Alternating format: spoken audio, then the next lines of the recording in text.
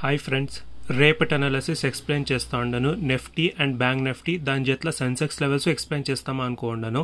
So Nifty levels చూస్తే 25,550 ఇంచ 25,530, 23,550 ఇంచ 23,520 అనేది ఒక రెసిస్టెన్స్ లెవెల్లో.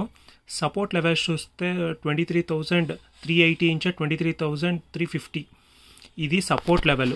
ఈ సపోర్ట్ కింద 2 days ఏమైనా మార్కెట్ క్లోజ్ చేస్తే ఈజీగా మార్కెట్ 22,800 లెవెల్ వెళ్ళిపోతుంది. 2 days మార్కెట్ క్లోజ్ కావాలా. బట్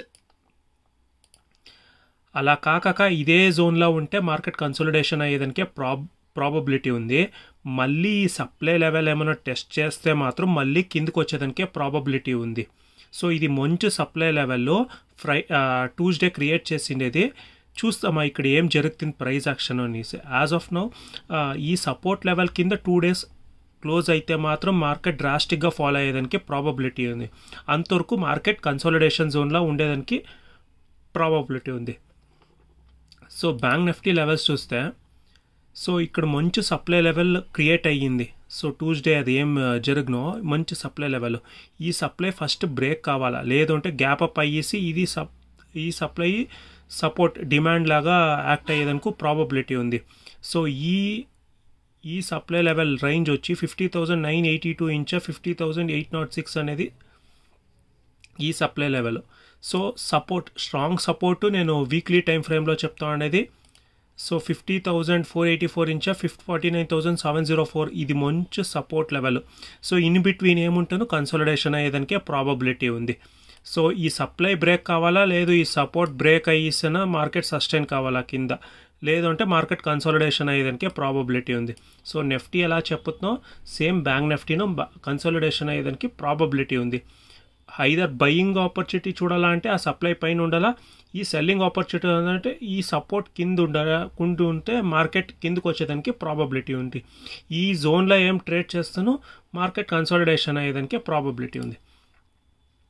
సో ఇక్కడ ఒక మంచి సైడ్ వేవ్స్ మార్కెట్ వచ్చేదానికి ప్రాబబిలిటీ ఉంది. సో సెన్సెక్స్ లెవెల్స్ చూస్తే 78,580 ఇంచ 78,294 అనేది మంచి రెసిస్టెన్స్ లెవెల్లో.